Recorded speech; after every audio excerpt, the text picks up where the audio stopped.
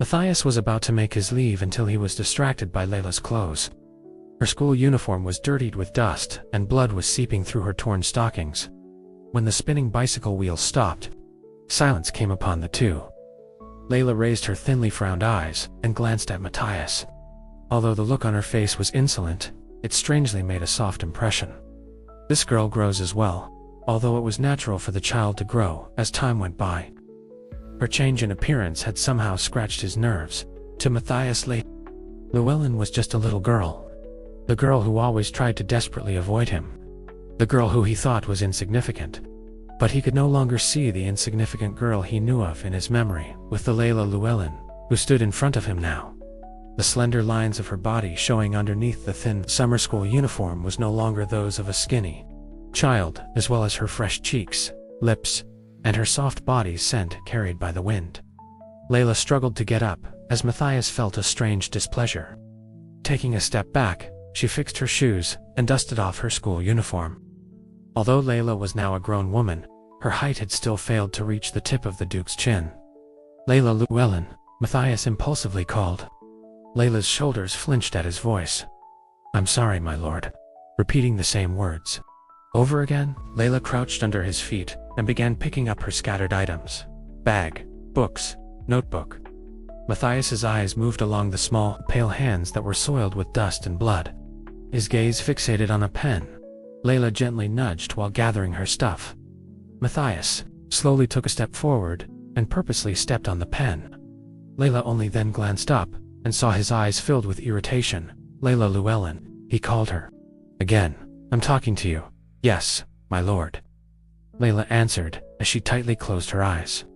She struggled to pull the pen out of his feet, but Matthias didn't bother to budge.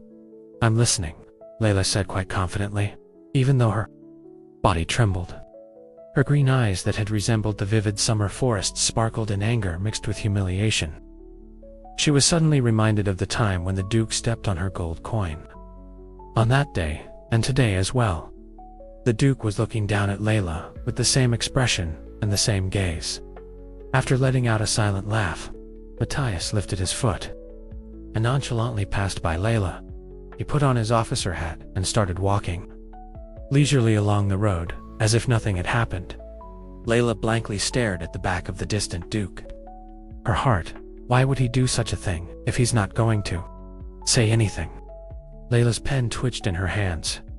Would the people of Arvis believe that Duke Rahart, who's praised as the perfect aristocrat, act like this? She bet her whole savings that no one would ever believe her. Everyone would have called her crazy. Layla tightly closed her lips and pulled up her bicycle. She made sure to thoroughly wipe the pen and placed it in her bag. She then started to follow the Duke, who was walking at a slow pace. Her skin that had peeled off was terribly sore. Even though she was sure the Duke wouldn't look back, she tried to walk properly. To prevent herself from limping, she constantly flexed her leg muscles. It would have been great if he used those long legs to walk faster.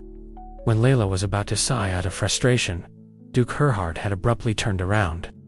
The soft wind shook the tree leaves, and the pattern of the sunlight oozing through the leaves bounced over the path in a slow rhythm. The surprised Layla stood still. Matthias focused his eyes on her face. His gaze slowly shifted downwards along her loose, wavy hair, and then onto her body, the upright chest irregularly panting up and down, the pale hand holding the bicycle handle, the unbelievably narrow ankle and petite feet, and then the eyes. Matthias examined Layla's emerald-colored eyes for a long time in deafening silence.